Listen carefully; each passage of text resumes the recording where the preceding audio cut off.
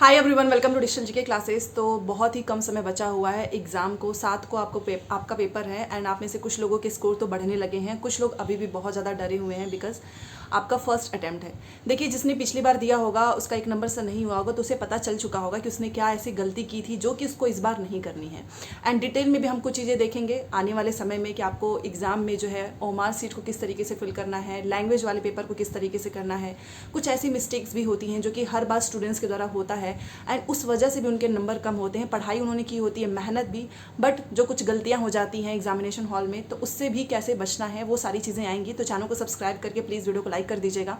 And आप सभी की बहुत ज़्यादा डिमांड आ रही थी कि आप सोशल साइंस की, हिस्ट्री की, ज्योग्राफी, पॉलिटी की जो भी आपने हमें नोट्स दिया है, पेड नोट्स, उसका मैराथन कराइए। बट मैं वो तो नहीं कराऊंगी क्योंकि वो तो ऑलरेडी मैंने आपको दिया हुआ है। कुछ दूसरा मैंने सोचा है कि जैसे कि कम समय में आपका पूरा ही रिवीजन हो जाएगा। शॉर्ट एंड कंसाइज में होगा, ओनली इंपॉर्टेंट पॉइंट्स जिसका हम रिवीजन करेंगे and question answer one liner वाले करने वाले हैं। सोशल साइंस 40 नंबर की तो एनसीईआरटी आप कर ही लोगे। बट ये वीडियो उनके लिए भी है जो चाहे आप पेपर 1 देने जा रहे हैं, पेपर 2 देने जा रहे हैं, पहली बार देने जा रहे हो तो एग्जाम में ये 3 ट्रिक्स आपको फॉलो करना है। अगर आपके मन में थोड़ा सा भी डर है तो आज से, अभी से जो है आप प्रीवियस क्वेश्चन में अप्लाई करके भी देखिएगा, आपके स्कोर सच में बढ़ेंगे और आप पहली बार में सीटेट पास हो जाएंगे। सबसे पहले तो यही है कि सीटेट क्लियर करने के लिए एक चीज़ जो सबसे ज़्यादा इंपॉर्टेंट है, मोस्टली लोग बोलते भी हैं, और वो है क्वेश्चंस के प्रैक्टिस, वो भी प्रीवियस और क्वेश्चन से, मॉक टेस्ट नहीं। देखो, मैं आपको हमेशा एक चीज़ बोलती हूँ कि मॉक टेस्ट जहाँ पे जरूरी हो वहीं करो, बट यहाँ पे तो ऑलरेडी इतने सारे क्वेश्चन पेपर अवेलेबल हैं तो आपको मॉक टेस्ट करने की भी जरूरत नहीं है। एंड सबसे बेस्ट है कि आप ओरिजिनल क्वेश्चन पेपर से प्रैक्टिस करोगे तो आपको पैटर्न समझ में आएगा, आपको अपना जो भी आप ट्रिक्स लगाना चाहेंगे वो भी आप समझ पाएंगे कि किस तरीके से आपको क्वेश्चन को एलिमिनेट करना, ऑप्शन को एलिमिनेट करना है, वहाँ से भी आंसर आ जाएगा। तो ज़्यादा से ज़्यादा क्वेश्चन की प्रैक्टिस करो, बट ओनली प्रीवियस और क्वेश्चन से नहीं है तो मैं आपको बता ही देती हूँ, टेक्स्ट बुक पे सेल चल रहा है, 30 जून लास्ट डेट है। देखो, हमेशा नहीं बताती हूँ जब सेल चलता है, आप लोग पूछते हो कि जब सेल आएगी तो बता देना, सस्ता पड़ता है। तो 351 में 1 year text book pass pro में आप unlimited times previous question and mock test कर सकते हो हर एक एग्जाम का। 650 से ज़्यादा एग्जाम्स के आप प्रीवियस क्वेश्चंस को डाउनलोड भी कर सकते हो। सारी डिटेल्स आपको मेरे डिस्क्रिप्शन बॉक्स में मिल जाएगी। बट जीकेसी कोड यूज करेंगे तो आपको सस्ता पड़ेगा, 12% डिस्काउंट। तो लेने से पहले जीकेसी कोड यूज कर लेना, पास प्रो लेना, पास नहीं, पास प्रो में ही आपको सारी फैसिलिटी मिलती है।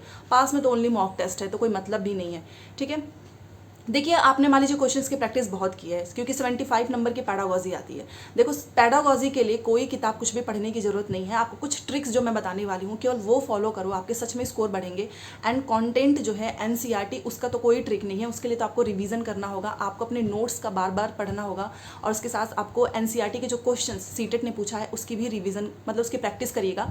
और जो आपने अपने खुद के नोट्स बनाए हैं, अब वो समय आ चुका है कि आप उसको दोबारा से पढ़ना स्टार्ट कर दो, क्योंकि ये समय है नया पढ़ने का नहीं है। अब 4-5 दिन में आप क्या ही पढ़ लोगे नया। आपने अगर पहले पढ़ा होगा 1-2 बार तो आप दोबारा से उसको पढ़िए बार बार। एंड जो ओरिजिनल क्वेश्चन पेपर अभी जनवरी वाला हुआ था ना, वो जरूर करना, उससे थोड़ा बहुत आइडिया लगेगा कि आने वाले समय में जो 7 जुलाई को पेपर है, क्योंकि वो थोड़ा सा टफ था। चाहे आप सीडीपी का देखो, चाहे आप लैंग्वेज का देखो, मैथ साइंस का देखो, सोशल साइंस का देखो, उसके जो पैडागॉजी आए थे, जो उसके कंटेंट वाले क्वेश्चन आए थे वो टफ थे, बट वो बाहर से नहीं थे। वो सारे क्वेश्चन, एक एक क्वेश्चन आपकी एनसीईआरटी से ही पूछा गया है, क्योंकि मैंने खुद जब नोट्स मैं बना रही थी तो मैंने देखा कि एक एक लाइन जो है एनसीईआरटी से ही पूछी गई है। और सबसे अच्छी बात यह है कि ये लोग सिलेबस से बाहर जाते नहीं है, ठीक है। तो देखिए, आपको जो ट्रिक्स, सबसे पहले तो आपको क्वेश्चंस की बहुत ज़्यादा प्रैक्टिस करनी है। वहाँ से आपका तो एनसीईआरटी का रिवीजन भी हो जाएगा, साथ में पैडागॉजी।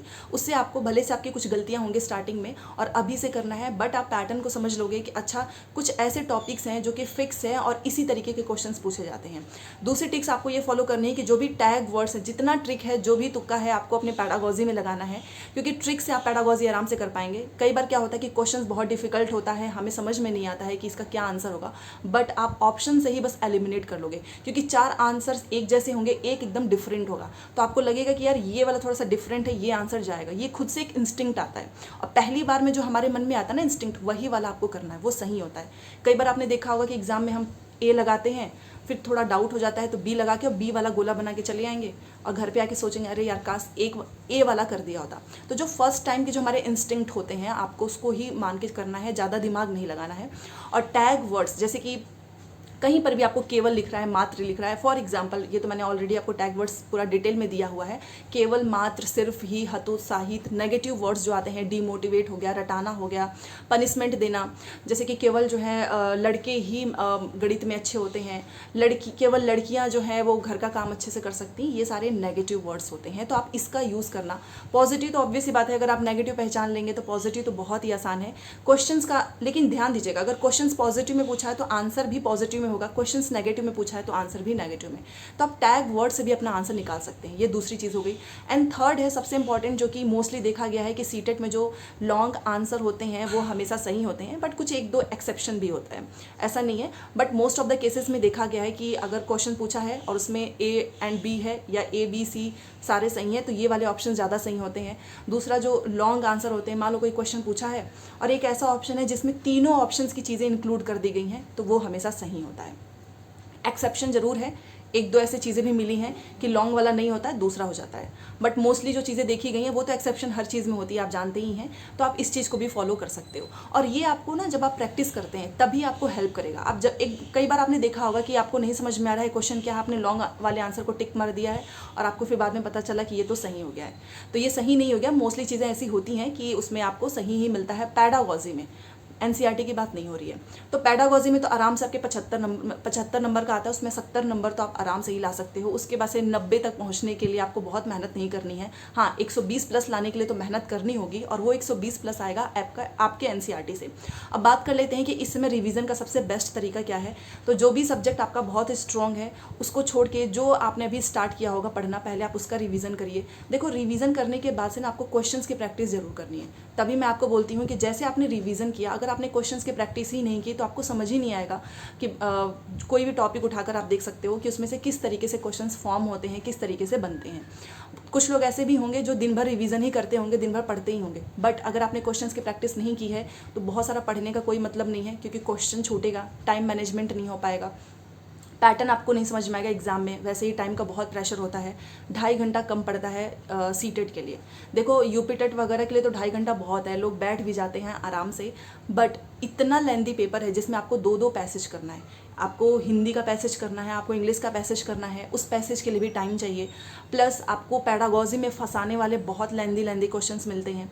एनसीईआरटी में स्टेटमेंट वाले क्वेश्चंस आते हैं, एजर्शन रीजन वाले क्वेश्चंस आते हैं। तो रिवीजन जितना ज़्यादा हो सके आप करिए।